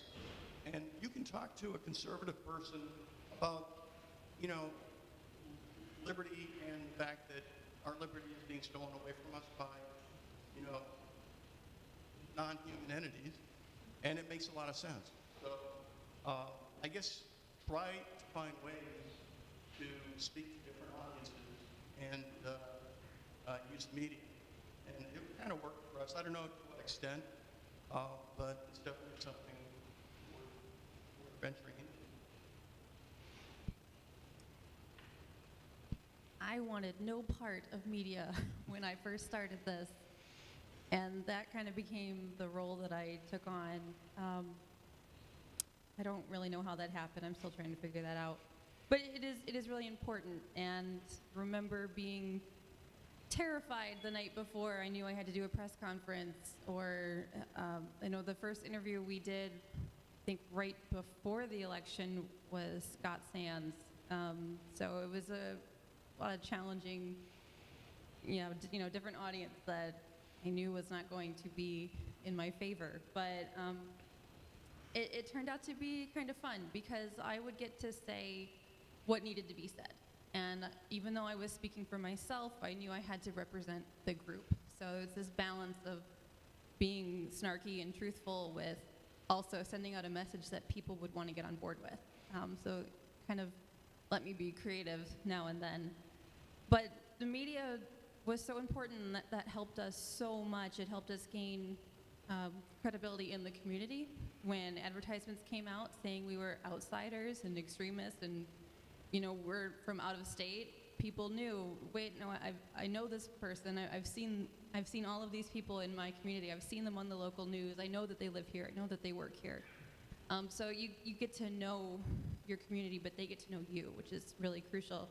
And then we got to do the New York Times and the Daily Show and Vox and really get our message to this huge audience where people were calling me and saying, how good is your French? Because we need to do this interview. And it's experiences you don't expect to have, but you're speaking to the world. And it's really empowering, and it becomes such a crucial part of what you have to do. I'd never written a press release before, done a press conference, so all of that was new, and now I feel like I'm doing them multiple times a month. They're just constantly, there's a need to get information out there. When it came to the press and the news for ourselves, we made ourselves available for the news stations. They were our friend, even when they weren't our friend. Because in the very beginning, they would spin our interviews into, we would just sit there and say, rewind, let's listen to that again. They have a way of playing just certain bits and pieces of that interview to where it doesn't really look like what you thought it should look like. Yeah, I see you shaking your head. You know exactly what I'm talking about out there. But we utilized them anyways. It raised awareness, bottom line. We were going to go to vote. We didn't know when, but we were going to go. And we needed people to know that we were getting there. Over time, though, the news stations, when they were seeing that the general public truly did support what we were doing, they actually started playing clips that we were really happy with. You know, there was one time where we were like, oh my gosh, did you see that? We had 3 minutes of news coverage. You know, and I mean, that was astronomical. Who gets 3 minutes of news coverage? I mean, that's free advertising. We invited them to meetings, especially when we had something to announce, and then we shared it on social media. We had our group. We also had a page, and our group was actually a closed group, and we did that because that was our guaranteed audience. So when we would share something from our page, we would share it to our group. And believe it or not everybody that belonged in our group also was on our page or vice versa. Not sure why or how that happened, but either way, the more eyes that see it, the more people, better off we all are. Okay. So from your experience, you guys have both, all three of you have gone on tremendous journeys, spanning multiple years. What aspect of organizing turned out to be harder than you thought? What turned out to be easier than you thought? One of each, starting with Doug.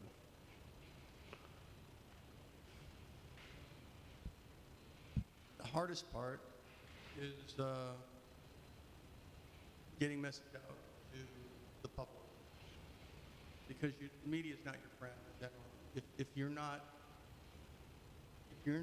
spouting the acceptable message, that the status quo message, if you're trying to buck a system, you're not going to get help. That's the hard part. The easiest part is working with people who are on board with what you're trying to do, and it's the most rewarding part. It's a tough question. I think the most difficult part was probably, at least for me, knowing what challenges were ahead, knowing that we probably were not going to see the results that we wanted, and enduring despite that. And trying to get people on board knowing, okay, we're probably not going to win. We're probably going to be challenged. And not letting that defeated feeling get the best of you. There were plenty of opportunities where we could have walked away, where we could have quit, where a lot of people thought, oh, well, this is over now, right? It's done. And you just had to keep going, and that was really difficult because by that time you're exhausted and you're drained, and like I mentioned before, you're turning a loss into a win, and that was really really challenging. I think what turned out to be the easiest for me, and this is going to sound really weird, but dealing with the opposition. They really made it easy to not like them, and it was so they just drew this perfect line between the money and them, and it's like there's no way you could make that look good, and we were so worried about what we were up against that when it all came out, it was so ridiculous that we're going to hurt churches and children and jobs, and I think at some point they said we were going to hurt the water. I mean, it was unreasonable. And so that actually became kind of fun to get to call them out and say, look at this. This is ridiculous. You know us. You can see the meager effort we put together with our one mailer, and I got 4 sent to my house, calling me an outsider sent to my own Toledo address. So that was kind of, you had to make fun of that and fuel some of that exhaustion of, okay, this is why we need to do this. This is why we can't give up, because look, this is just ridiculous. So. Right. Okay, let's see. What I jotted down here was, I guess it was more of a shock. What was hard for me was the realization and understanding that those who held office weren't listening. I kept thinking, they're adults. We can sit down and talk. They work for the people. And this stuff kept going through my mind, and as it's coming out of my mouth and I'm talking to them, their ears are closed or something. I don't even know what's happening here. But I found that to be the hardest for myself. It was trying to come to grips with the idea that our public officials don't listen. And I had a hard time understanding and grasping that. Petitioning is hard, campaigning is hard, but I really struggled with that because I really went in with the belief that our officials worked for us. And boy, was that a rude awakening. Now, the easiest part was, again, it was the campaigning aspect because it was a common sense initiative. So it wasn't hard once you started talking to people to get them on board. Right on. If you could go back and do one thing differently about the campaign and you could make it happen somehow magically, what would you change about how the campaign went?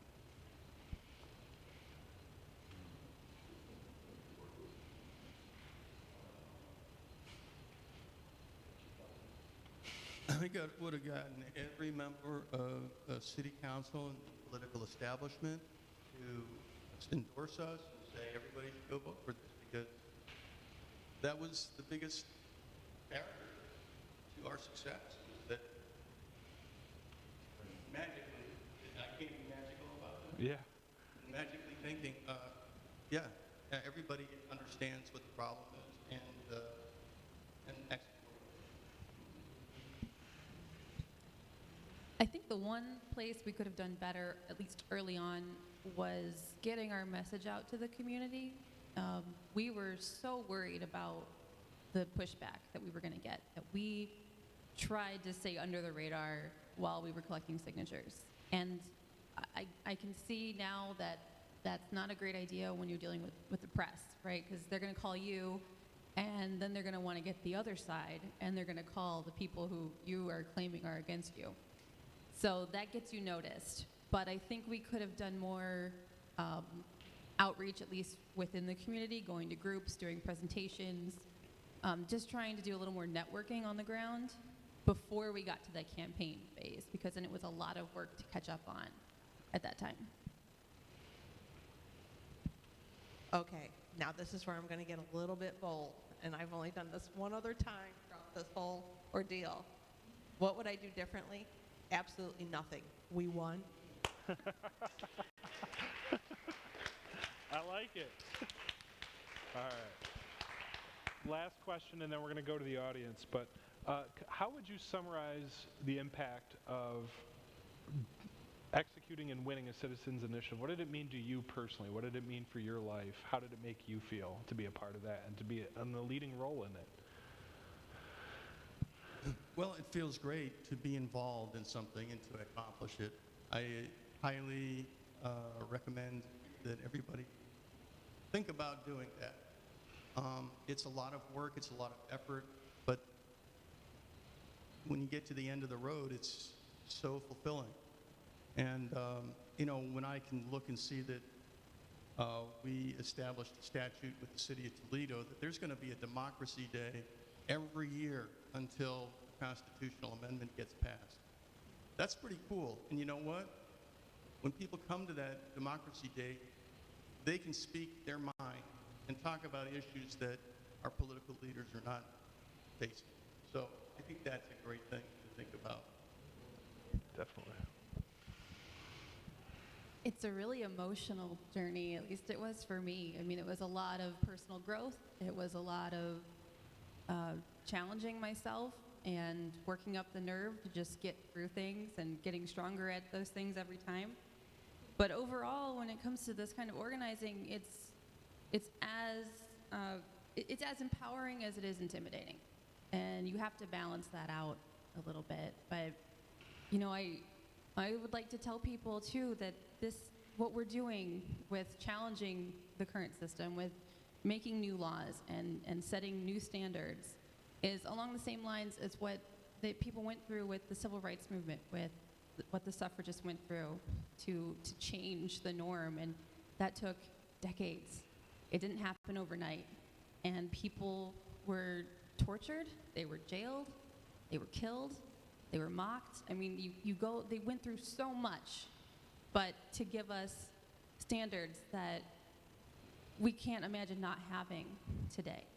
You know, it's those same laws that went through multiple times that you had to challenge, that black people were 3/5 of a person, that women were only property. And I, try to get people to think in those terms, that it's okay to challenge what the law says. Just because it's law doesn't make it right. And I think that really got people fired up to say, you know what, you might not see the change you want in this lifetime, but I'm hoping that my children and that future generations will be able to look back and say, oh yeah, there was this struggle for rights of nature. There was this struggle for community rights, for democracy. And the generation that came before us, they were part of that. They made that happen. Listening to these guys actually brought me back to an experience. When we were trying to get to the ballot at one of the council meetings, they finally voted yes, they were going to put us on the ballot. And they weren't really letting the general population talk at this meeting. They adjourned the meeting, it was over, people were leaving, and I walked up to the microphone and I said, "Excuse me." And were you there? Because you're smiling, okay. Well, I walked up there and I said, "Excuse me," and they all turned around, and one of the council members said, "Our meeting has been adjourned." And I said, I know. Then somebody else motioned for the officers to come up to arrest me in an adjourned meeting. And then I said, "I just want to thank you for putting us on the ballot." And I turned around and I left. But I didn't realize that the officers were coming up to arrest me for telling them thank you. So this ties into this. How do I summarize the experience? It's time-consuming, it's frustrating, it's difficult, it's challenging, but it is totally possible to make the change if you make the effort. And our elected officials really do need to start listening. I don't know how many times I've said that today, but they really do need to start listening to the citizens that they're supposed to be representing. If they don't listen, we have to make them. Thank you so much.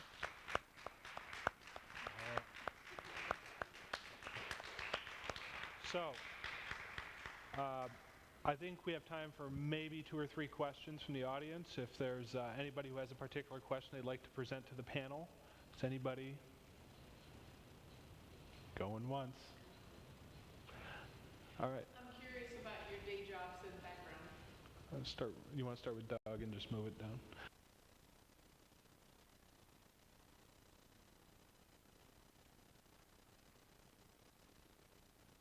Biology degree from the University of Massachusetts, and I've been working as a property and environmental assessor for about 30 years.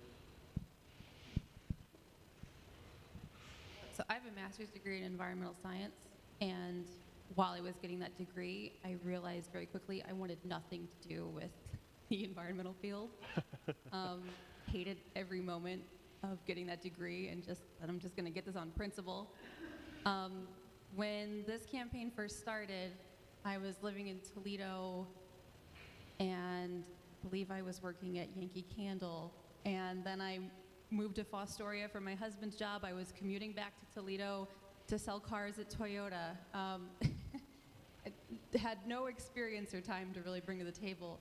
And then I moved back to Toledo, and I managed the Ohio Theater. So my career changed very quickly throughout, and I was never really satisfied with what I was doing. I knew that doing the work on the Lake Erie Bill of Rights and community rights was what I wanted to do. It's where I felt like I belonged. That gave me a sense of purpose, and it just fed me. It fed my soul. It fed everything that I was looking for when I was a grad student. I quit my job right before the election because I wanted to focus on that and just spent all of my time getting ready for that campaign. And I think in February I left a couple weeks before the election. And now I work part-time for CELDEF, for the Community Environmental Legal Defense Fund, who helped us draft the language. And I feel like I'm using my degree. You know, I get to do environmental work on my terms. I don't have to compromise what I believe in to fit into some sustainability office. It's just what I wanted. But it took me a while to get there. And so I get to work part-time for them. I don't do any organizing for them, and all of my work on Lake Erie Bill of Rights is separate from that. But I do some of their outreach and donor outreach and help them research grants. But it's oddly enough exactly where I want to be. I worked anywhere from customer service to medical billing, transitioned into a financial analyst, and now I'm an analyst/programmer. Nice. Love my job. I work. Any other questions from the audience? Okay, I want to thank everybody for coming out today. I know this was a long meeting, but I think that hopefully with the thanks from the University Church and Diana and our friends Jamie and everybody back there, we've got this recorded for the benefit of those who couldn't be here. I just want to finish by saying that what we're talking about here literally was history making. Each one of these initiatives did something that was it was novel, it was new, it faced a lot of opposition. I occasionally interact with some of the local politically connected folks here, and it really bothered me sometimes because there was such cynicism, almost like a meanness, like, oh, you should just do things our way. But I think the track record speaks for itself, that there are causes that need representation that aren't getting it, that citizens can come together to make that representation happen on their own terms, and that's a beautiful thing and something that's only going to keep growing as long as we have representatives that refuse to respect the will of the people, which means they refuse to respect democracy. So I want to thank all of our panelists so much for being here. Do you have any closing comments? One more, I guess we'll close out with that, and then we'll call it a night, okay? I do have something to add. One of the things I realized later on in our endeavor was every person in here knows probably at least 500 people. Every face you put on the news, every voice you put on the radio is that many more people. Oh my gosh, I know that person. They're at work, they're at lunch, they're with their family, and they're talking about the person they know that was on TV. The more people you put on TV on your behalf, the better off you are. Nice. Closing comments from Marky and then Doug. Well, thank you for coming, and thank you, Sean, for putting this together. I guess I would just want to drive home that what we're talking about mainly, we put it in terms of legal organizing and legal changes, but it's culture that leads, and it's those cultural changes that will influence the legal changes we need to see. So although we kind of leave it up to the courts to decide, that's not where it ends. That's kind of the final frontier in terms of making a movement happen and finalizing what you want to see. Thank you. One thing to say, for God's sake, get on the November ballot so you don't have to be standing out there in February, okay? Right. That is no That's fun. true. I think that was a lesson learned from experience. I think we kicked Libor off on the November 2016 election because we wanted to get people at the polls to get signatures. But that's a really bad time to start an initiative campaign because then you got December, January, February in Toledo. very few opportunities to get out there in front of people, and you're not going door to door, or if you are, you're getting very sick and your volunteer numbers dwindle. So I think that was something I forgot to mention on my slide there, which was that, yeah, if we're going to start a campaign, start it in the spring. So I'll close with this quote from Alice Walker. The most common way people give up their power is by thinking they don't have any. You have more power than you realize. I hope what you saw and heard here today helped you understand some of the power you do have and can have when you work together with your fellow citizens to make the laws that need to happen, happen. Thank you so much for coming out today. One more question, I guess we can... Sure. I was waiting for a proposition. Okay. With that, thank you.